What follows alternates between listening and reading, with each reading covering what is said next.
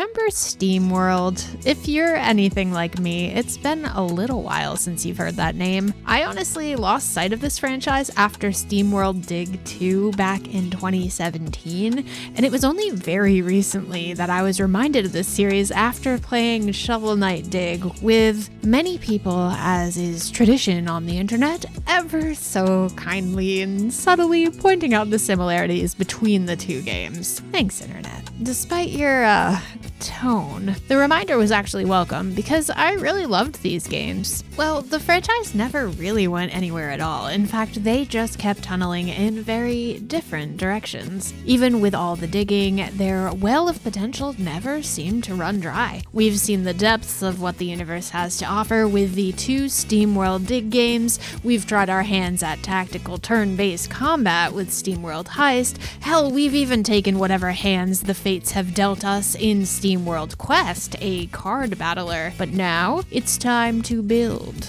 SteamWorld Build once again expands upon the SteamWorld universe in an entirely new way, this time in the form of a resource management style sim game. Those of you who know me and my preferred genres know that this is not a type of gameplay I typically excel at. However, SteamWorld Build makes things easy. There is tutorial and explanation for everything my brief gameplay experience threw my way. Weary of the challenges and brain power required by this style of game? Have no fear, as SteamWorld Build comes with multiple difficulty options to meet your needs, and you can even play it on either keyboard and mouse or controller, and so far both are working flawlessly. This isn't your average Sim City, however. Much like an onion, this city has layers. You'll need to maintain your residence above land with water purifying plants, farms, mineral processing facilities, and even some moonshine, while mining underground for additional resources and discoveries. Gameplay above and below ground is fairly distinct, as you'll need different types of bases and structures in each, but the controls are fundamentally the same in both areas. And exactly what else lies beneath the surface? Well, if I know this franchise, I'm sure it's full of surprises. What I've seen of the graphics so far have been absolutely stunning. I'm digging the warm, colorful landscapes above, with tons of fun touches and goodies to discover and collect. Below ground, things become a bit darker and grittier, but with the same cute robot aesthetic you've come to know and love. I really enjoy their cute little robot sounds as they mined their way through dark corridors and walked along the roads I created for them to travel to their menial jobs I forced them to do. These robots made it a real treat to play God in their little metallic world. And to fill the moments of silence, you get a great Western-themed soundtrack. It's not too intrusive, and it's not too over the top, so I'll call it the Mild West. The thing I love most about this franchise is that they never seem to double down on any particular style of gameplay. SteamWorld takes risks, and I think the risk here is really going to pay off both for those that love the series thus far and those that love sim games in general. Perhaps even inviting a new audience to revisit the other installments in this series. This may not be for everyone, but there's no denying the quality of the product being built here. I guess you could say we built this city on robots and holes.